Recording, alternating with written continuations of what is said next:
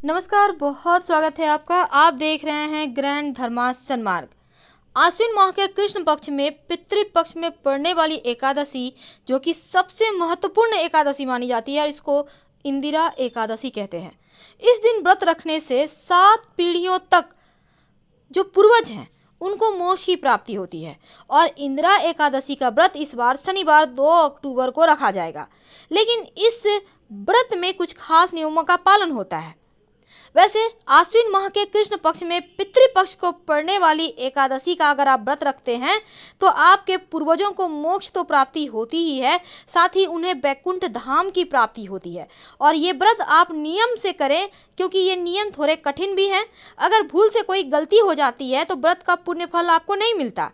तो इस बार जो शनिवार को व्रत रखा जाएगा, ये व्रत हालांकि 10वीं से ही स्टार्ट हो जाता है, लेकिन पारण का सबसे ज़्यादा महत्व है।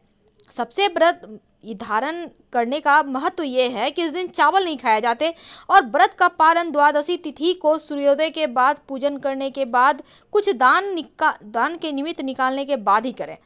पारण का शुभ मुहूर्त द्वादशी तिथि के होता है, यानी कि 3 अक्टूबर को होगा। तो 8:37 याद रखिए, 3 अक्टूबर को सुबह 8:37 के पहले आपको पारण कर लेना है, सुबह 6:15 बजे से 8:37 तक।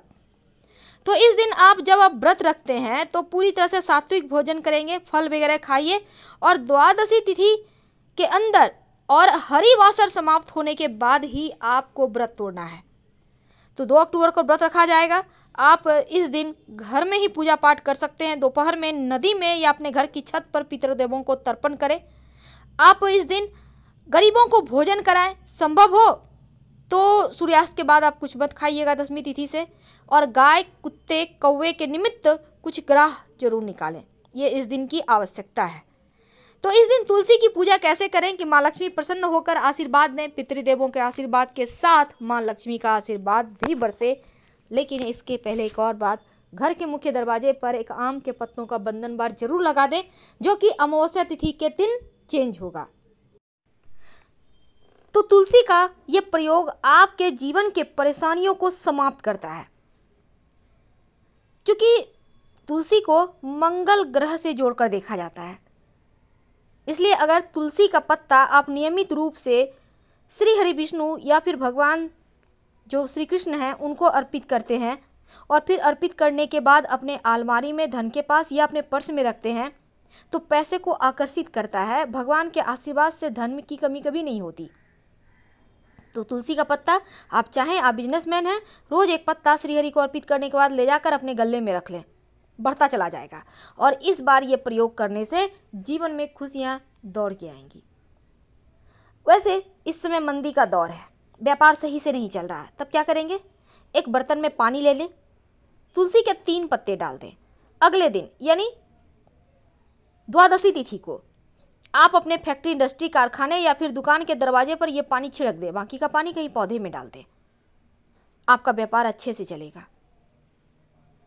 अगर जीवन में धन की मुश्किलें ज़्यादा हो, तब ऐसे में नौकरी प्रमोशन नहीं हो पा रही, व्यापार में भी अच्छे से नहीं चल पा रहा, तब एक छोटा सा काम कीजिएगा। जब आप तुलसी जी की पूजा करेंगे तो तुलसी जी को जल अर्पित करते समय आप 1 लोटा जल में 1 चुटकी हल्दी, अगर आपके घर में दूध है कच्चा तो 2-4 बूंद दूध, ज़्यादा नहीं, 2-4 बूंद दूध, एक थोड़ा सा मीठी वस्तु में आप मिश्री ले सकते हैं, चीनी के दाने ले सकते हैं या फिर गुड़ भी ले सकते हैं। और इसमें 1 चुटकी अक्षत डालकर आप तुलसी जी में अर्पित करें। और तुलसी जी में अर्पित करते समय आप मन ही मन, आप चाहें तो इसमें ओम नमो भगवते वासुदेवाय, ओम ब्रीं बृहस्पतये नमः आप जप कर सकते हैं। ऐसा करने से आपका गुरु भी बेहतर होगा, भाग्य अच्छा हो जाएगा। वैसे तो तुलसी जी जो है ना, उनकी पूजा करने से आपका बिगड़ा हुआ बृहस्पति भी बढ़िया हो जाता है।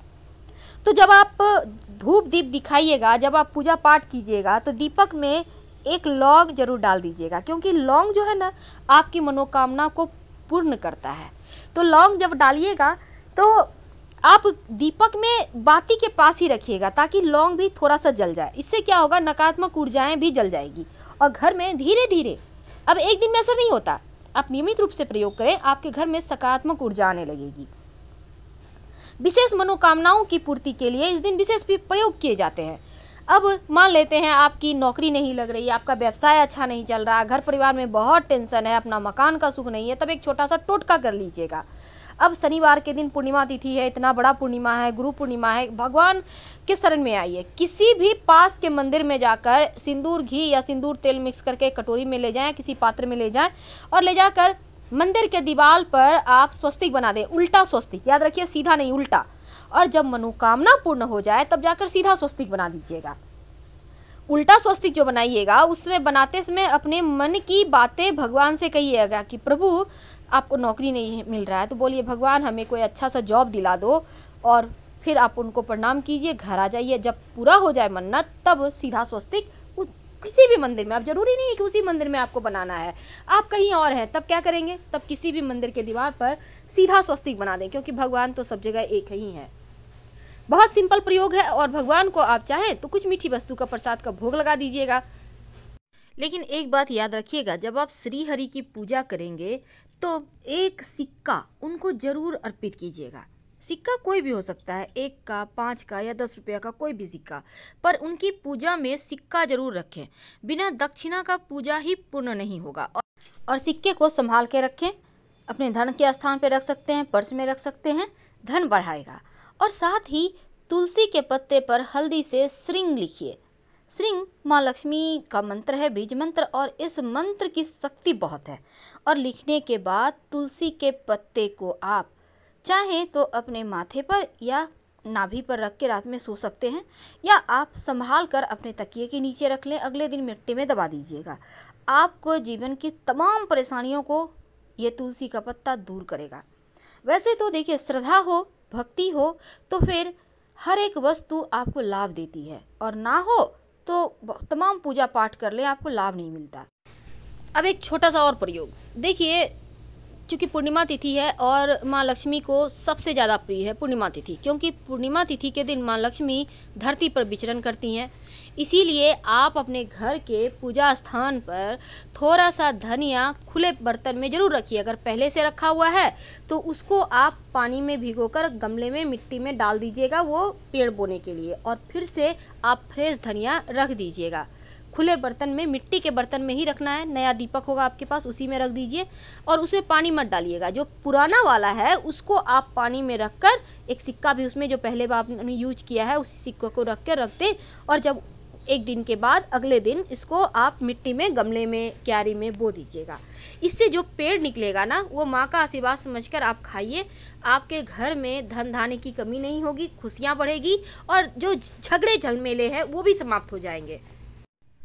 वैसे तो इस एकादशी का व्रत और पूजा का विशेष महत्व है, क्योंकि इस दिन व्रत रखते हैं, पूजा करते हैं तो आपके सभी पाप नष्ट हो जाते हैं, सभी पापों से मुक्ति मिलती है।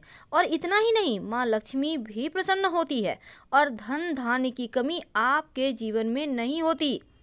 कैसे करेंगे पूजा? सुबह सुबह स्नान करके सूर्यदेव को जल अर्पित करें, पीले वस्त्र धारण करके भगवान श्री विष्णु और गणेश जी की पूजा करें। अब भगवान विष्णु को पीले पुष्प, पंचामृत, तुलसी दल अर्पित करें, और गणेश जी को मोदक या गुड़ की डली का भोग लगाएं, दुर्वा अर्पित करें। पहले भगवान गणेश के मंत्रों का जप करें और फिर भगवान श्री हरि विष्णु के मंत्रों का जप करें। इसके बाद किसी निर्धन व्यक्ति को जल, अन्न, वस्त्र, जूते, छाते का दान करें। जहाँ तक संभव हो इस दिन अन्न का सेवन बिल्कुल भी ना करें, पूरी तरह से फल या जल खाकर रहें तो सर्वोत्तम होगा। देखिए, ज्योतिष कहता है कि एकादशी के दिन 7 तरह के अनाज नहीं खाने चाहिए: गेहूं, उड़द, मूंग, चना, जौ, चावल, मसूर। वैसे शराब पीना, जुआ खेलना, पान मसाले, गुटखा वगैरह जो होते हैं उनसे भी दूर रहना चाहिए, और रात के समय भगवान श्री हरि का मंत्रों का जप करते हुए जागरण करना चाहिए, ताकि उनका आशीर्वाद आप पर बनी रहे। कभी भी किसी की बुराई ना करें और ज़्यादातर समय भगवान की आराधना में लगाएं। इस दिन धनिया का एक छोटा सा प्रयोग कीजिएगा, घर में सुख शांति बरकत सब बनेगी और परेशानियां भी समाप्त होगी। देखिए, एक मिट्टी के बर्तन में थोड़ा सा धनिया आप अपने घर के पूजा स्थान पर पूरब दिशा में रख दें, खुला रखना है। आप के देखिएगा कि जीवन में सकारात्मक चीज़ें होने लगेंगी, टेंशन समाप्त हो जाएगी।